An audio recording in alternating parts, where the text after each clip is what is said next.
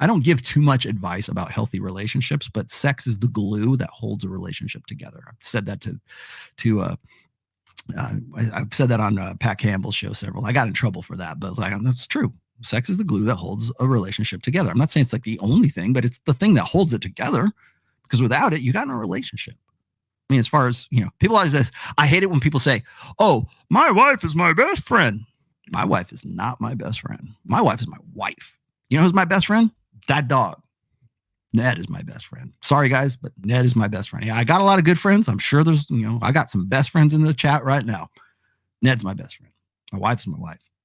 So, because I don't fuck my best friend, God forbid, I have sex with my wife. That's what defines our relationship, right? And if I'm having sex with you, then that's what's going to define my relationship with you, right? So there's your wife, there's your best friend. I hate that because people want it, because they want to make it into some sort of egalitarian bullshit, and that's buying into the egalitarian shit. So. Anyways, let me go back here. Let's go back. I've got 4 of these. Sloan, I'm supposed to go easy on you, Sloan. Raised 2 young men with their mother.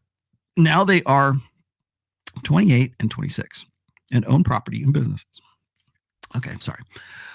No respect for people with advice who never raise children. Okay. Aside, Coco boyfriend pays for status. Yeah, indefinitely. Of being with Coco. Men who pay for status, expensive cars, expensive women. Okay. Let me explain something to you about Coco that was not covered in that last episode. Now, I did a show with Coco solo. It was me and her. You guys probably seen that. And then, of course, there was a show that Allie and Pearl and Coco did about 2 weeks ago on Adam Sosnick's show.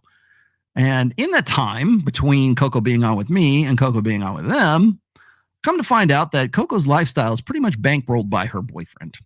And I try to get this in the chat, but of course, you're not going to listen to me. I wanted to know, the question I would have asked Coco at that time is, could you live in Brickell without the boyfriend? Because I know the situation now, and the answer would have been no. Could she afford the lifestyle she has? Could she be the influencer she is if it were not the fact that her boyfriend was paying for the 400? Well, I think somebody said like the average price of an apartment in Brickell right now, and correct me if I'm wrong, but I think it's right around $3,500 to $4,000 a month and that's like average, okay? Like not for something like where she clearly lives in an apartment. That's more than that. But she mentioned on the show that like, oh, the boyfriend pays for this, but it doesn't mean that he's like in control, blah, blah, blah. I was like, no, the only reason you're on this show, the only reason anybody knows your name is because you have the luxury of being able to do that because he bankrolls you.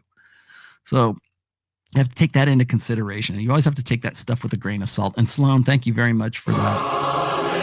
I appreciate you, man. Yeah. And having skin in the game. And a lot of people are going to say the same thing. I have skin in the game too, right? I'm going to raise kids myself, or a kid. I feel like I'm raising my niece right now too. She's 19. But I've always tried to be, at the very least, influential in my nephew and niece's life, as well as my daughter's, of course. And then, so I've got a little bit of skin in the game in that respect, but also with my own daughter. So there you have it. But I mean, that's not a flex. That's just an observation. I hate it when people say, oh, I have kids already. I mean, or I'm a failure. By the way, I'm a failure because I don't have 10 kids. Sex is, well, I remember I read this one time. Some dude said, I think he tweeted it at me once. He said, like, any sex that is not meant for procreation is addiction. And I was like, dude, that's a fucked up way to think about it. Because I love having sex. People go, Roll, you're in great shape. You're 50, you're in mid 50s right now, and you look great. And Swallow Tomasi, when I'm on Fresh and Fit, I can't believe it. Because you only see me from like here down in the studio here. But I go on Fresh and Fit, and like if I wear like a tank top or something like that, people go, oh my God, he's on TRT. I'm not on TRT.